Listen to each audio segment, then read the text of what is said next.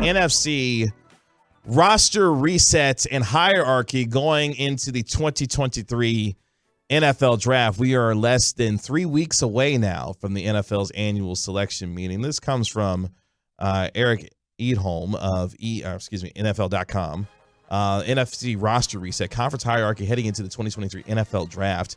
A series of categories here where he puts the NFC teams and where they fit based on what they've done this offseason. Would you like to take a guess? So he has the top dogs, the playoffs should be the goal, the wait and see mode teams in the NFC, and the teams that have a lot of work left to do. Where do you believe the Cowboys fit in this group? One more time for me. The top dogs, playoffs should be the goal, wait and see mode, a lot of work left to do. They're in the top dogs. They are in the top dogs, along with the San Francisco 49ers. Understandable. And, of course, the reigning NFC champion. Who's that? Philadelphia Eagles. Okay. Now, look, the Eagles have had a really good offseason where we thought that they were going to lose a few more pieces than what they actually wound up losing. Yeah. They were able to retain, obviously, Darius Slay. They got him back. Re-signed James Bradbury. Jason Kelce coming back for another season at center. They did lose a couple of big pieces, namely C.J. Gardner-Johnson and my man in the middle, whose name escaped me right now, Javon Hargrave going to San Francisco. But other than that, they've done pretty well. And, oh, by the way, they have not one but 2 first-round picks in this year's NFL draft. How I forgot that, I have no idea. Including at number 10 overall. Not too bad. Yeah, so I mean, the expectation is that they will remain some level of good. But the one thing, if you're plotting on the Eagles' downfall, which I'm imagine a lot of folks are, 2 entirely new coordinators. And so it remains to be seen the style of play that they go about, the ways in which they go about those things. I'm interested to see how that works out. But that is interesting. And I don't think anybody would really push back on the notion that those are the teams that you look around the NFC and you go, those are the good ones. The ones that you can count on to be good this year. There's not a single other team that I go, I can count on them to be good. Not a one. Edholm writes for NFL.com when it comes to the Dallas Cowboys. Dallas has gone 24-10 the past 2 seasons and absolutely belongs in this tier. Say what you will about the Cowboys, but they've done everything needed this offseason to hang with the big boys.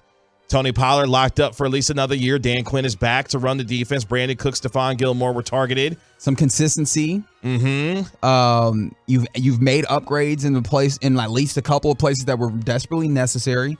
And you've made it so that there's no glaring holes going into the biggest talent acquisition point of the entirety of the season, which is the NFL draft.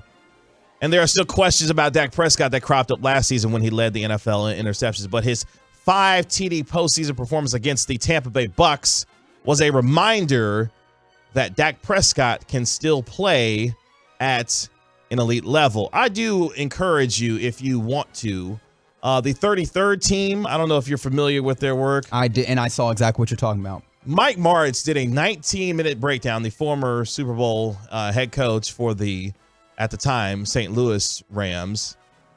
And he did a 19-minute breakdown of each of Dak Prescott's interceptions this year. Assigned blame. Hello, Michael Gallup, because he took Michael Gallup to task on a couple of interceptions that were thrown by Dak Prescott. Particularly that one out, against Stephon Gilmore in the Colts game. Yeah, where he rounded the hell out of that instead of getting underneath where you're supposed to be on the route. With the concept of the route. Yeah, then gave up on another one entirely in the San Francisco 49er playoff game.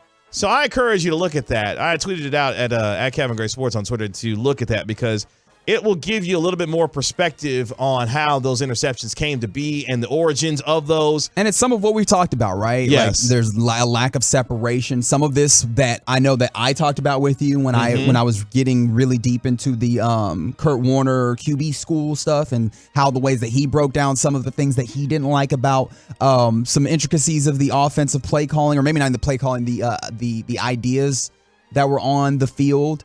And so you pair those things together, and I think that he actually accounted for it where 7 of the interceptions he would place squarely on Dak Prescott himself.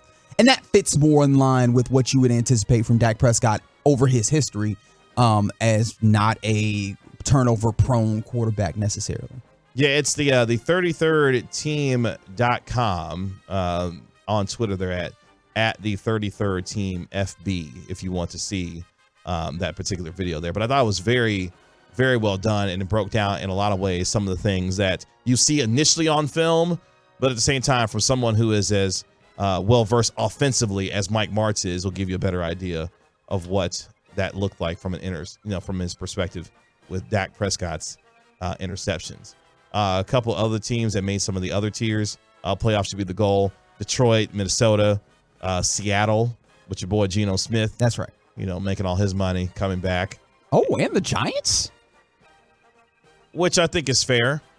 Playoffs should be the goal. Yeah. You took a step with Brian Daboll this past year. You're going to be hopefully bringing back Saquon Barkley, on a long-term deal. Fair enough.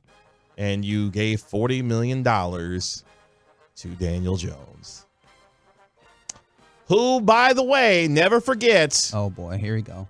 Has thrown fewer touchdowns than games played in each of the last 3 seasons. That's who gets $40 million in the NFL these days. That's all I'm saying.